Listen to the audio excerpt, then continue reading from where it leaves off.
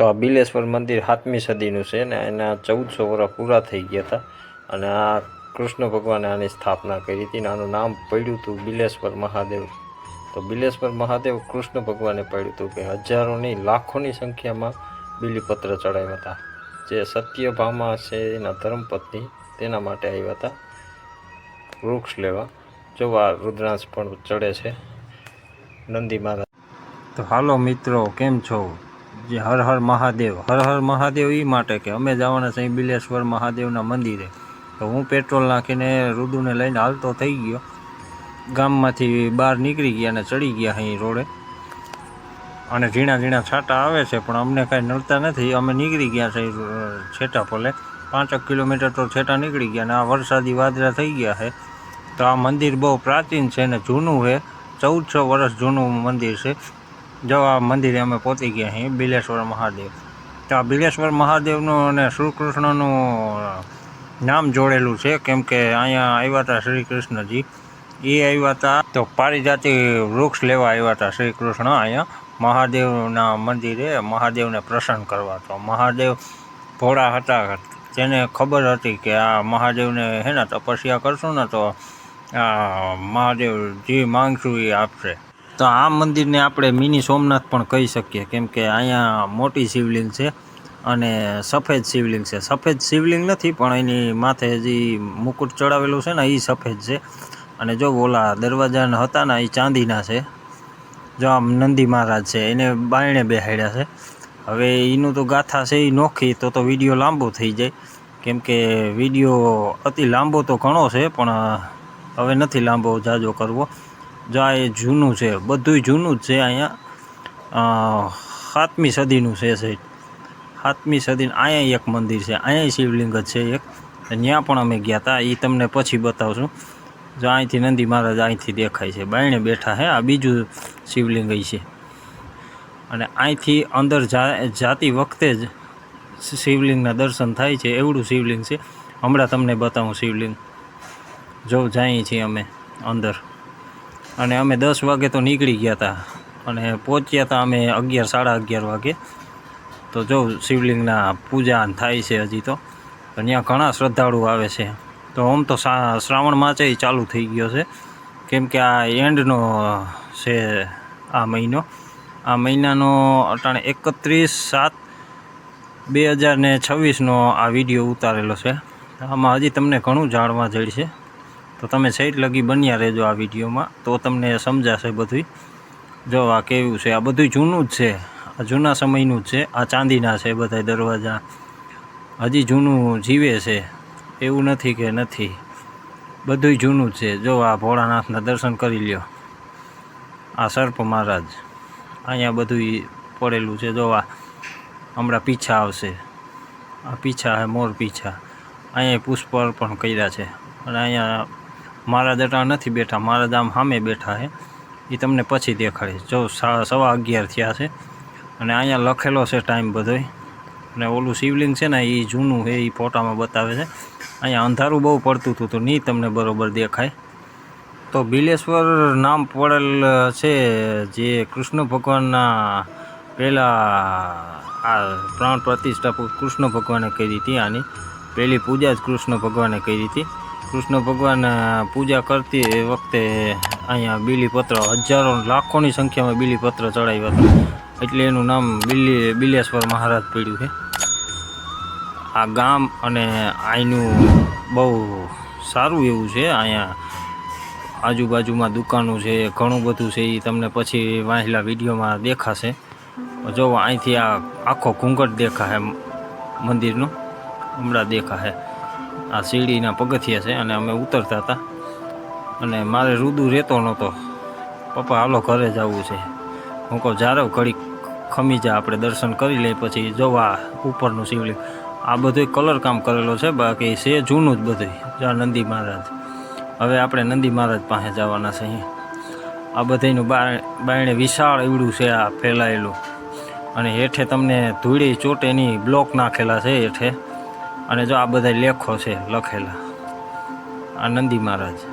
નંદી મહારાજ બાયણે બેહાડ્યા એની ખાસ જણાવવાનું હતું, પણ અમુક કારણોસર ના જણાવાયું. તો અહીંયા દીવા પ્રાગટ્ય જ હોય, અહીંયા કોઈ દી ઓલવાય નહીં દીવા, એમ પૂજારીજી કહેતા હતા. જો અહીંથી આખું મંદિર દેખાય અને સોનેરી કલરનું ઉપર કરવામાં આવ્યો છે કલર. જો મેં રુદુએ મેં ફોટા પાડેલા છે. જો અહીંથી આખું દેખાય છે. જો પાછળનો બધોય નજારો આખો દેખાય છે અને બે ઝરૂખાઈ દેખાય છે.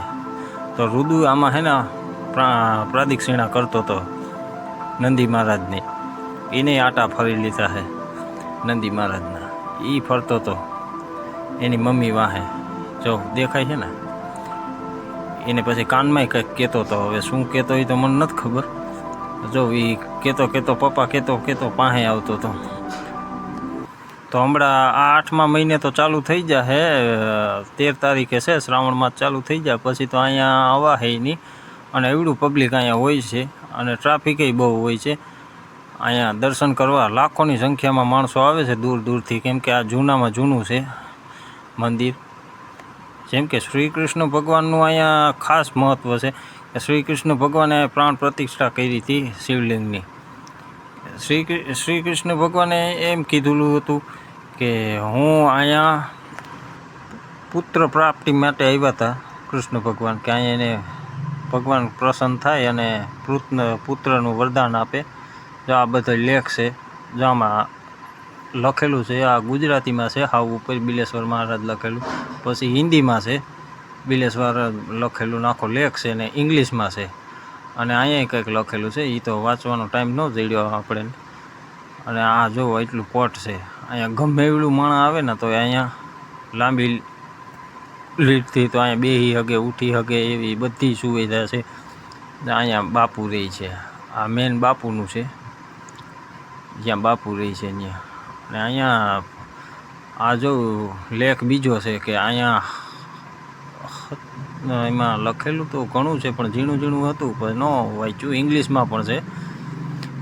એમાં 7મી સદીનું લખેલું છે કે 7મી સદીનો જૂનો છે લેખ, અને આ ઊંચાઈનું છે એટલું.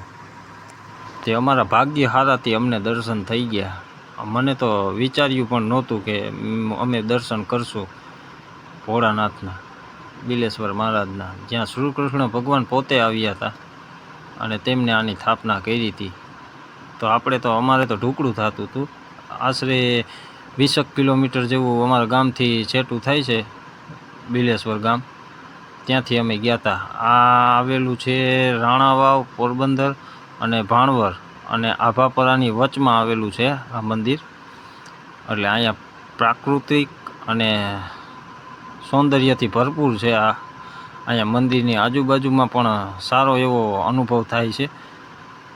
જો આ બાપુ છે ને, આ 3 બાપુ છે જૂના, એથી ઉપરના છે. એ જૂના ફોટામાં શું લખેલું છે?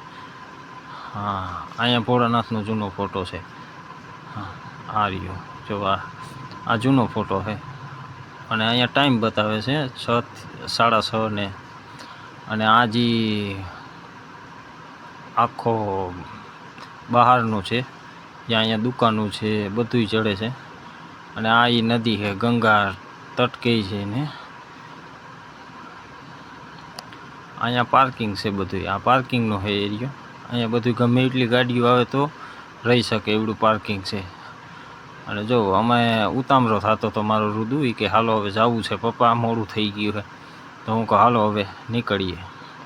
અને મોડું તો નહોતું થયું, બપોરે આવ્યા હતા તો જમ્યું તો નહોતું તો અમે નીકળી ગયા. અને આ બિલેશ્વરનો રસ્તો છે, અમે જઈએ છીએ હવે બીજે ઠેકાણે. અહીંયા એક મોટું શિવલિંગ છે, ત્યાં જોઈ ગયા હતા. મોટું શિવલિંગ એટલે મોટા ઉપરનું શિખર છે ને, એ શિવલિંગ જેવું જ દેખાય છે. અને ત્યાં સાપ પણ છે, ઉપર મોટો સાપ છે, હમણાં દેખાશે. અને અહીંયા હું મારા રુદુને રમાડવા જ લાવ્યો હતો સ્પેશિયલ, કે હું રુદ્રાંશ અને જો આ બધા રમવાના છે સાધનો. અહીંયા છોકરા રમી શકે એ બધું છે, અને વાં બેસવાનું છે. અને અહીંથી જે સુંદર છે ને, આ આભાપરાની વચમાં આવેલો છે. જો આ ડુંગરું દેખાય ઝીણા ઝીણા, એ અહીંથી ઝીણા દેખાય, બાકી છે મોટા. જો અટાણે તો ઠંડુ વાતાવરણ છે તો મજા આવે છે. ભલે બપોર થઈ ગયા પણ તડકો નથી, વરસાદ જેવું છે. છાંટા આવતા હતા ઝીણા ઝીણા, પણ વાંધો નહોતો. જો કૂતરા પણ છે. કૂતરાએ અમને જોઈને અમને એમ કે કૂતરા એને એમ કે અમને ખાવાનું દે, પણ અમારી પાસે કાંઈ હતું નહીં. રુદુએ લીધા હતા એને ખાવાની વસ્તુ, વેફર ને એવું બધું લીધું હતું, પણ હવે એવું તો કૂતરાઓને દેવાય નહીં. જો આ શિવાલય છે, અહીંયા શિવલિંગ છે, અહીંયા નંદી મહારાજ અંદર જ છે. જો અહીંથી દેખાય આર્ય. જય ભોળાનાથ, જય મહાદેવ, હર હર મહાદેવ. એટલે અહીંયા અટાણે આવવાનું કારણ એ જ છે કે પછી આપણે દર્શન ના થાય, લાઈનમાં ઊભવું પડે. જ્યાં આપણે બિલેશ્વર ગયા ત્યાં તો દર્શન થાય જ નહીં, ત્યાં તો લાઈનમાં જ ઊભવું પડે. કે શ્રદ્ધાળુ એટલા આવે છે, બહારથી એટલા આવે છે. પોરબંદર છે, રાણાવાવ છે, ભાણવર છે, આ બધાય ગામડાના લોકો અહીંયા આવે છે. અને મને અહીંનું એક સૌંદર્ય બહુ ગમ્યું કે ઓહો, એટલું ભરપૂર ઠંડક પસરે એવું. કેમ કે અટાણે તો બધે ક્યાંય ઘરમાંય રહેવાતું નથી એસી વગેરેનું, બધા એસીમાં રહે. પણ આ બધા બહાર રહી છે એને મજા આવે. જો અહીંયા માણા રહી છે, ઘણા માણા રહી છે. અહીંયા નેહડા જેવું જ છે. આ બીજું થોડાક બહાર નીકળો ને બિલેશ્વર મહારાજની ગામની બાયણે, એટલે આ શિવાલય આવેલું છે, મંદિર આવેલું છે. જો મેં ઉપર ચડીને પછી તો એનો વિડીયો લીધો હતો. જો અહીંથી આભા પરાય દેખાય છે અહીંથી.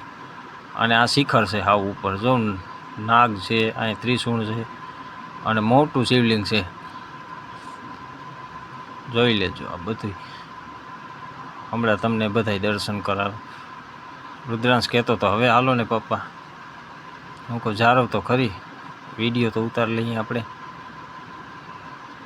તો આ ગણેશ મહારાજ, જય ગણપતિ બાપા. તો તમને વિડીયો ગમે તો સબસ્ક્રાઈબ કરજો અને લાઈક કરજો. અને જો બીજાને પુગાડવો હોય ને બતાવવો હોય તો શેર કરી દેજો. કે અહીંયા કોઈ અમુક તો છેટા પલે રહેતા હોય તો ન પૂગી શકતા હોય કારણસર, કે લાંબો રૂટ થઈ જતો હોય તો ન આવી શકતા હોય. એ દ્રષ્ટાંતે જ મેં આ વિડીયો બનાવ્યો છે. મારો સારો એવો અનુભવ છે કે હું અહીંયા આવ્યો અને મેં આ વિડીયો બનાવ્યો. મારો ભગવાન ભોળાનાથને હું એવી પ્રાર્થના કરું છું કે આ વિડીયો મેં બનાવ્યો છે. જય હર હર મહાદેવ. અહીંયા રમવાની પણ મજા આવે છે. ઓલાને બહુ ગમે છે મારા રુદ્રાંશને, કેમ કે એને ફરવું બહુ ગમે. એ મારી વાહે વાહે જ આવે છે. એને ક્યાંય હું જાઉં ત્યાં એ હોય જ, ઘરે રહે જ નહીં. એમ કહે કે આવવું જ છે પપ્પા. ગમે અહીંયા જતા હોય, ગામમાં જતા હોય તો એ મારી વાહે જ આવે. જો હું હિંચકા ખાઉં ને તો એ મારી પાસે જ ઊભો હોય, ક્યાંય સેટે જાય નહીં મારાથી. પછી તો હું છોકરાઓની કોણે વર્ગી ગયો તો હિંચકા ખાવા. એ પણ મારાથી સેટો હટે તો હું હિંચકા ખાઉં ને, એ મારાથી સેટો જતો જ નહોતો. મને ન ખાવા દે હિંચકા. પપ્પા મારે એ કે હિંચકવું છે. મને અહીંનું સૌંદર્ય બહુ ગમે છે મિત્રો. અહીંનું સૌંદર્ય અને આ વરસાદી ઝીણા ઝીણા છાંટા આવે છે, એ અટાણે ઠંડક, અટાણે જે ફરવાની મજા આવે છે એ પછી નથી આવતી. કેમ કે ઉનાળામાં તો અહીંયા રહેવાય નહીં, તડકો એટલો હોય ને. આ બધો પાણાવાળો વિસ્તાર છે, પથ્થર જ છે આમાં બધે. અને અટાણે તો જો કામ ચાલે છે પુલિયાના ને એ બધાય. હનુમાનગઢ જ્યાં પુલિયું બને છે અટાણે તો હજી બને છે, શરૂઆત છે હજી તો. હનુમાનગઢ પુલિયું બને છે, બે કાગળે બને છે, એક આમ બને છે. એ 2-3 પુલિયા બને છે તો એનું કામ ચાલુ છે. તો અટાણે તો તમે ન નીકળી શકો, કેમ કે તમારી સાઈડ વરસાદ હોય કે ન હોય. અમારે તો આ કોઈ નથી વરસાદ. વરસાદને કારણે જ આમાં કોઈ નીકળતા નથી, કેમ કે વરસાદ કંઈ પણ આવી શકે. તો અમે 2 વ્હીલ લઈને ગયા હતા. 2 વ્હીલમાં એક એ છે કે વરસાદ આવે ને તો ગમે અહીંયા ઊભું રહી જવું પડે. ને 4 વ્હીલ હોય ને તો ક્યાંય ઊભા ન રહ્યો તો હાલે, પણ 4 વ્હીલ લઈને હોય તો જાઓ ને. આપણી પાસે તો છે નહીં.